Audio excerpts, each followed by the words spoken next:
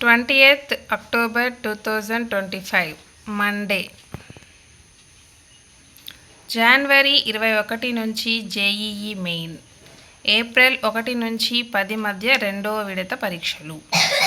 2026 షెడ్యూల్ను ప్రకటించిన ఎన్టీఏ.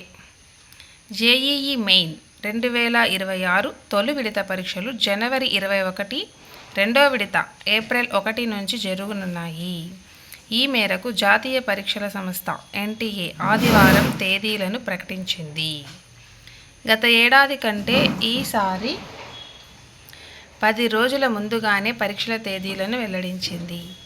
కాకపోతే ఆన్లైన్ దరఖాస్తుల స్వీకరణ తేదీలను ఇంకా ప్రకటించలేదు. ఆ ప్రక్రియ ఈ నెలలోనే ప్రారంభమవుతుందని తెలిపింది. రెండవ విడత పరీక్షలకు జనవరి చివరి వారం నుంచి దరఖాస్తుల స్వీకరణ మొదలవుతుందని ఎన్టీఏ పేర్కొంది.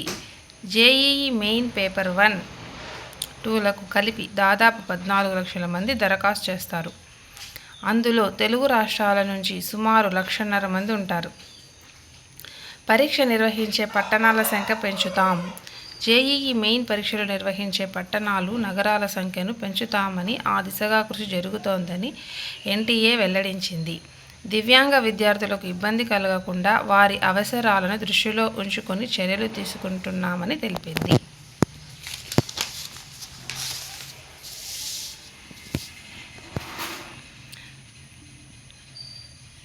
ఆధార్ కార్డు, 10వ తరగతి ధృవపత్రాల్లోని వివరాలు ఒకేలా ఉండకుంటే ఈ సమస్యను అధిగమించేందుకు ఆన్లైన్ దరఖాస్తుల స్వీకరణ సమయంలో ఆప్షన్ ఇస్తామని పేర్కొంది. పరీక్షలు జరిగే తేదీలు ఇవి: తొలి విడత జనవరి 21, జనవరి 30 మధ్య, రెండవ విడత ఏప్రిల్ 1, 10 మధ్య. దరఖాస్తుల సంఖ్యను బట్టి ఎన్ని రోజులన్నది తర్వాత ప్రకటిస్తారు.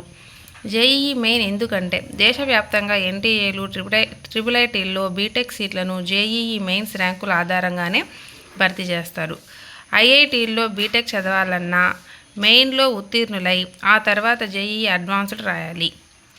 దేశవ్యాప్తంగా 31 ఎన్ఐటీల్లో ప్రస్తుత విద్యా సంవత్సరం 2025-26 24,525, 26 ట్రిపుల్ ఐటీల్లో 9,940 బీటెక్ సీట్లున్నాయి.